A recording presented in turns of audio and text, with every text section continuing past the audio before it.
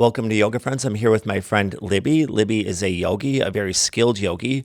She used to come to my Wednesday class all the time in the last place that I taught, and it was always great. It's always great having a skilled yogi in your class because they help with the level of inspiration in a class. I know that whenever I took classes as a student, there were two things that inspired me: the teacher. But sometimes even more, the students who I flowed next to, who had really nice flows, really dedicated practices, and that was Libby every single time. A really good yogi and a great joy to have in my class. So thanks so much for joining me, Libby. Yeah, thank you for having me, and I always so enjoyed your classes. Thanks.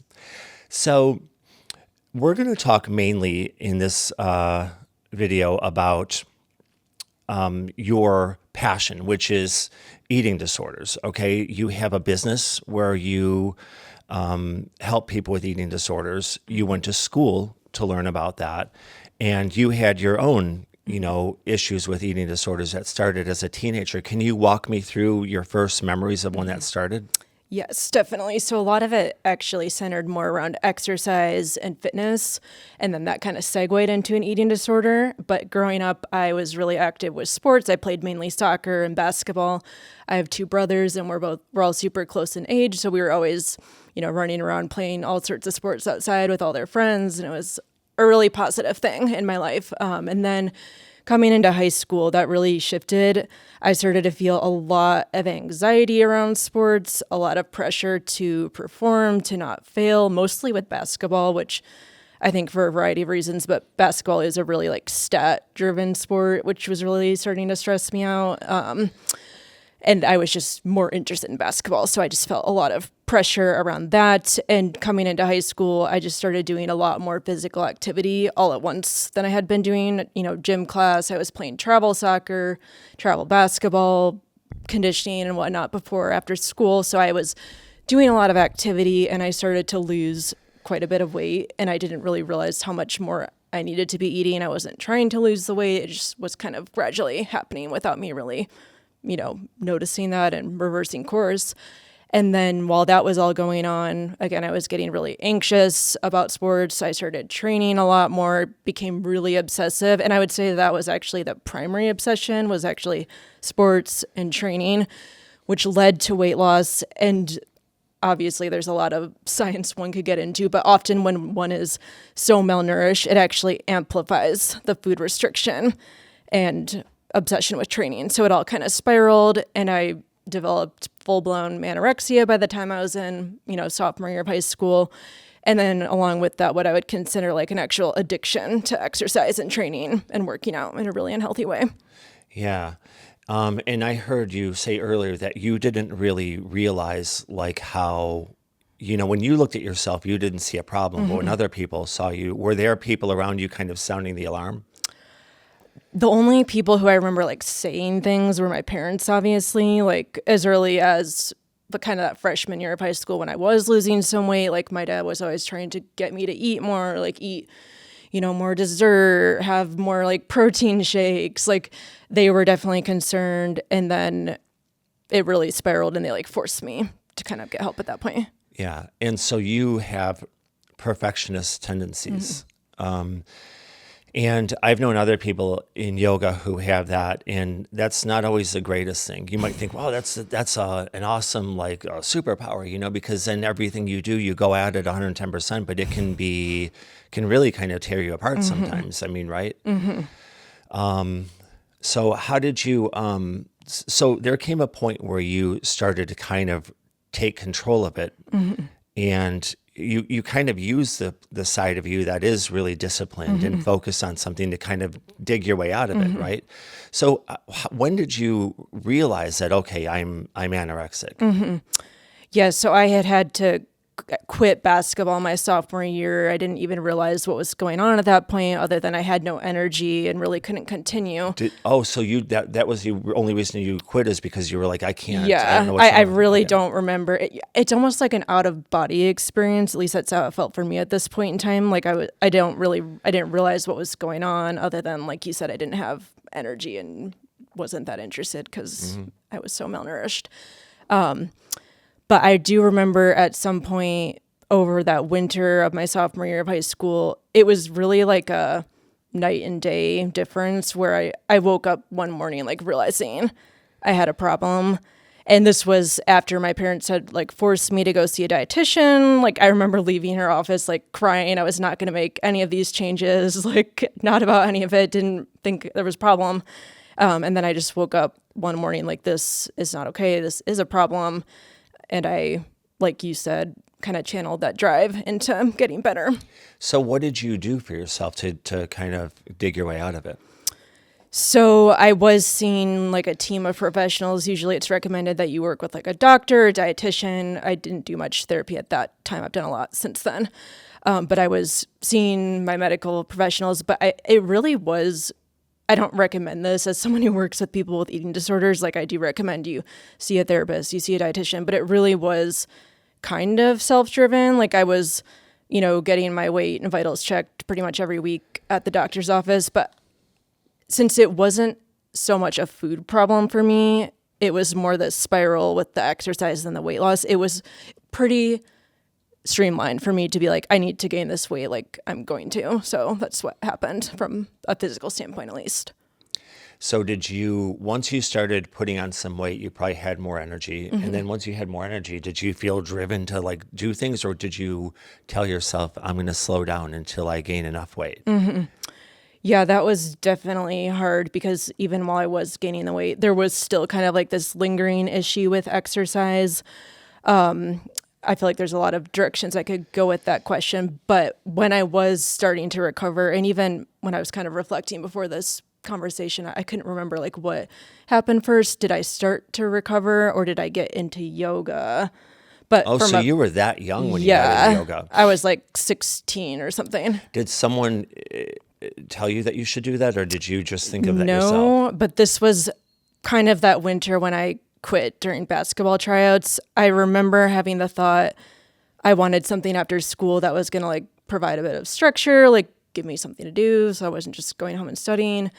And then since exercise had gotten so unhealthy for me in like a perfectionistic, obsessive way, I do remember thinking like, oh, maybe yoga would be helpful or interesting since it's kind of the opposite of that. And I knew nothing about yoga at all, but that for some reason like sparked an interest. So that was when I got started with that. And that was really helpful. Yeah. And so eventually you started putting on weight, you started doing yoga, and then did you ever go back to sports after that? Not really, which was actually really sad and hard for me because I always loved basketball, and even like the girls I grew up playing sports with, like they went on to go to like the state championship my senior year. Like that was all really hard to not be a part of, but I just felt like I didn't really want to go back to sports at that point, and I also did really enjoy like what I was doing outside of that. You came to yoga one day a week at Empower, right? And did you only do yoga one day a week? When I was in high school, I was going a bit. I was probably going like 3 times a week or something. Okay. Now, did you have the desire to go 7 days a week? I mean, because of your drive? No, I don't think so. I always felt like now that I don't even know if I've thought about it this way, but as we're reflecting, I feel like yoga has always been this like sanctuary away from my drive and obsessions. And I think that's part of why I like it so much. Yeah. And I like how there is that element where you can grow and push yourself individually in yoga, but it's so much like not about that too at the same time. So I always just appreciated it in that way. When you graduated high school, you went to Michigan. So did you have straight A's in high school? Yes. Yeah. Okay. So you were very driven, obviously, in academics too. I mean, if you got into U of M, I mean, that's, pretty serious. And so you have a 4-year degree in art, right? Art history. Yes. Art history? Yes. Okay. Do you like to do any kind of art yourself, or do you just appreciate art? I just appreciate art and studying art. It's actually kind of a long story, but kind of along with the drivenness, I always felt for a variety of reasons like I had to go to med school. And so to go to med school, you can major in whatever you want. So really? That's how I ended up doing the art history major. Oh, okay. I actually started med school and dropped out because I really didn't want to do that and became a dietitian. Okay. And did you, did you enjoy it at Michigan? Art history or just in Well, the general? whole thing. I feel like I'm go sorry. The ahead. reason I ask is because I had a friend who went to Michigan, and I remember saying to him, like, God, I would have loved to go to Michigan. I could just imagine, like, throwing the football around in the fall and all that. And he's like, it's funny. Whenever I think about college, I just think about the work. Is that you?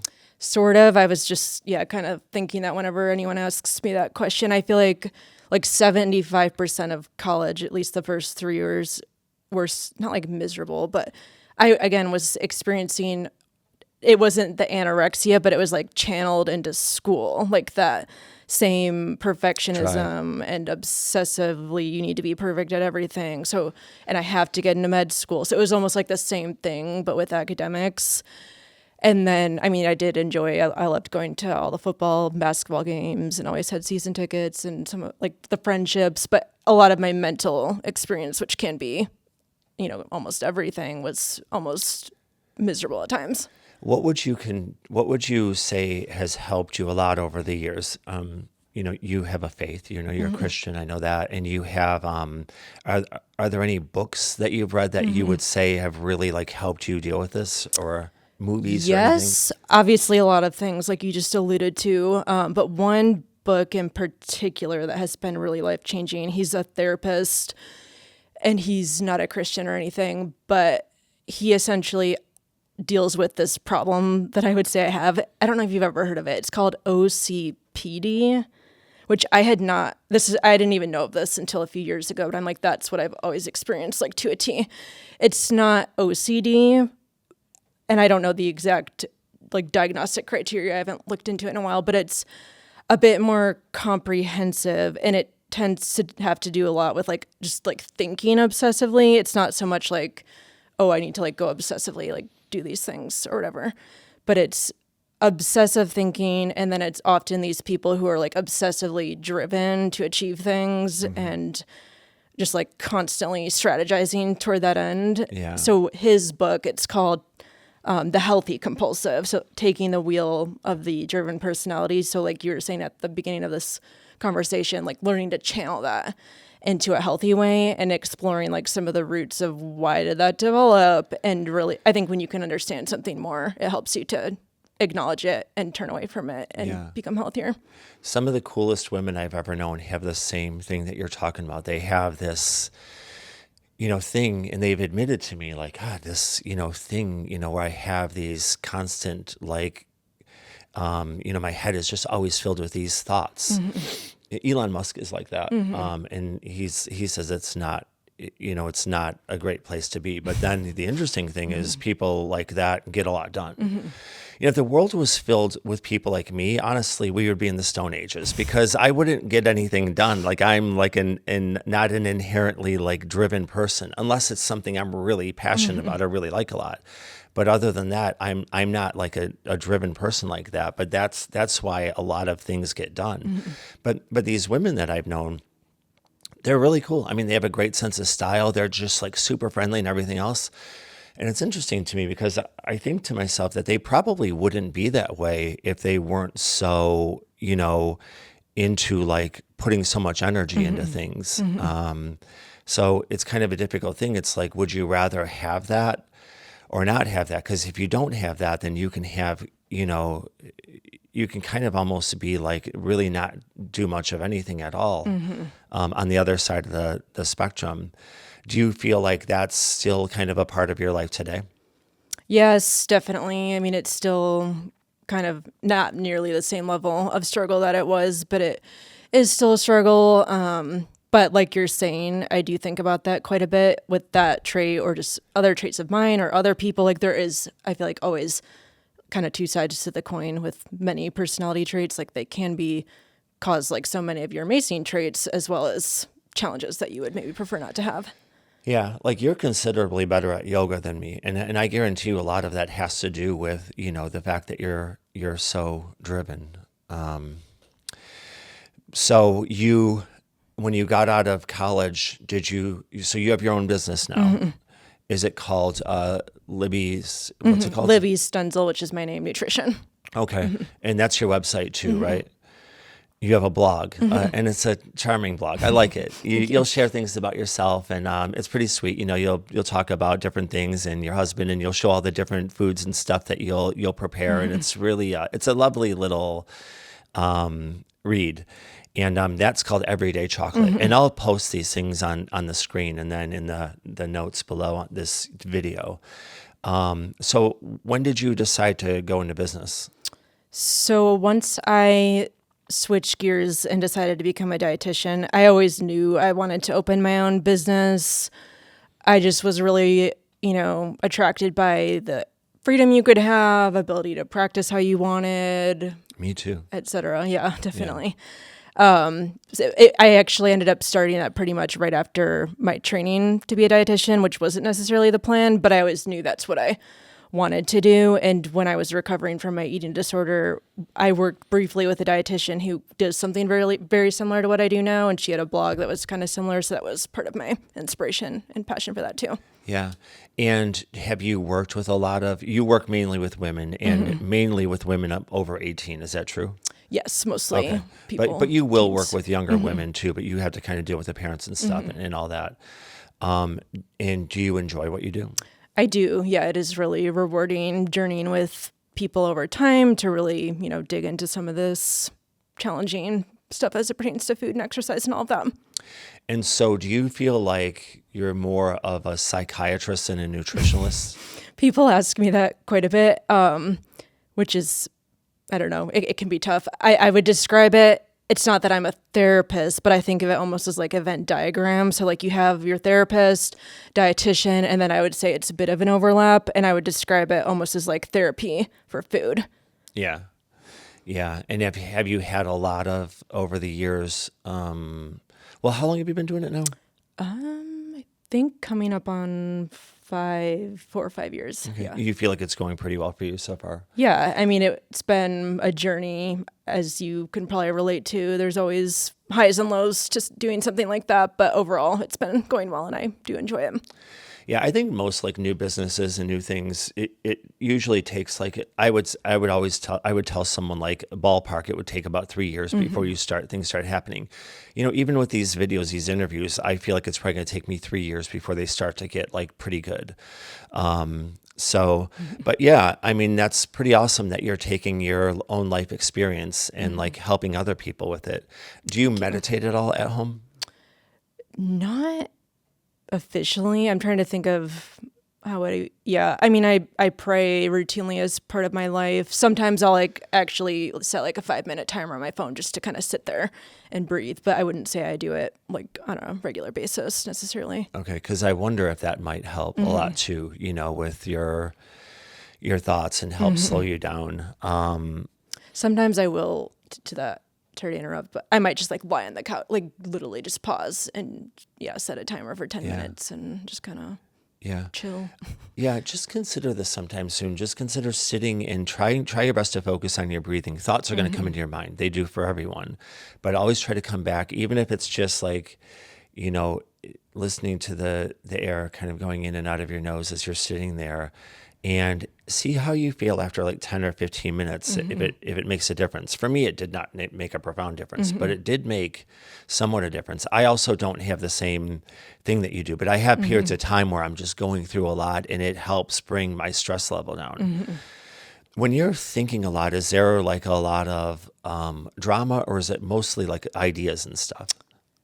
Mostly ideas. Like I feel like so much of my life is lived in my head, so I just get like really energized thinking about things, or often just like reflecting on the day, or like it's not like ruminating about like replaying an event or something, but I'm just like kind of reflecting, thinking. Sometimes it can get kind of obsessive. It's interesting because I love reflecting on things. I mean, I think about people all the time. It's like my favorite thing to do.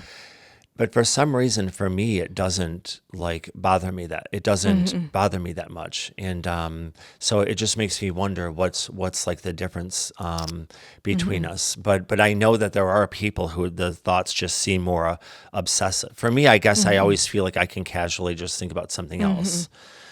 But nowadays you have a much more a much more relaxed life. But, I think that knowing, obviously doing yoga and obviously helping people and then eating well is a huge part of it. So you, as I said, you put a lot of your dishes on your blog. You eat very healthy, don't you? Yes. Yeah. But I would say I would describe it as like very nutritious and health conscious. Yet a lot of my brand with my blog and website is like all rooted in like enjoying food too. So Yeah. that's like a huge thing I'm passionate about. Yeah, I heard someone the other day, he's like an exercise scientist. He said, you want to eat a bunch of stuff throughout the day that doesn't really taste good. And then every once in a while eat something that tastes good so that, that's for people who have a hard time losing weight. But for you would definitely say for people who need to gain weight, definitely like indulge from time to time, and don't worry about eating everything, making everything perfect. Right. Obviously, when you're, in a super malnourished state, that's kind of the main medical concern is more just, obviously you can mostly do that in a way that's still really nutrient dense, but at the end of the day, you really just need calories and food. And here's another thing that I don't know if anyone's watching this who has any issues with any kind of eating disorders. If you look at yourself and you think that, I can never be skinny enough, just think about this. The nutrients that we take in, it's not just for our weight, it's for how every part of our body performs, because our bloodstream picks up these nutrients along with water and oxygen and runs them through our body, and they deposit them all over our body and all our organs and stuff like that. And so that it's what helps our body run as well as they do is all these nutrients. So if you like having healthy skin, then you want to eat very nutritious foods. And then if you exercise, your heart's pumping faster, and so you're circulating faster. So it's dispersing those foods in a much more profound way. And then also, our blood cells also remove waste from our cells. So they cleanse and nourish our cells. So that's another reason to eat, like good nutritious foods. It's not just about how you look weight-wise. If you want to have nice skin, really well working organs, and a great working body, you have to eat nutritiously. Exactly. Makes such a difference. Yeah. How long was your so after you did your 4 years, and how many years did you go for a dietitian? That is 2 years. So it used to be you didn't have to have a master's, but I needed to go back to school anyways. But it was 2 years to get a master's, and then you have to do what's called a dietetic internship, which is almost like another year after that. Okay, cool. All right, Lib. Well, I think we're going to wrap it up soon. Do you have anything else you want to add? I don't think so. Yeah, I just appreciate you having me here to talk. And for anyone who is listening who maybe isn't that familiar with yoga, like I mentioned, it's been such a blessing to me, not only from a physical health standpoint, but certainly from a mental health standpoint too. Yeah, me too. Yeah. Thanks so much, Libby. Yeah, thank you.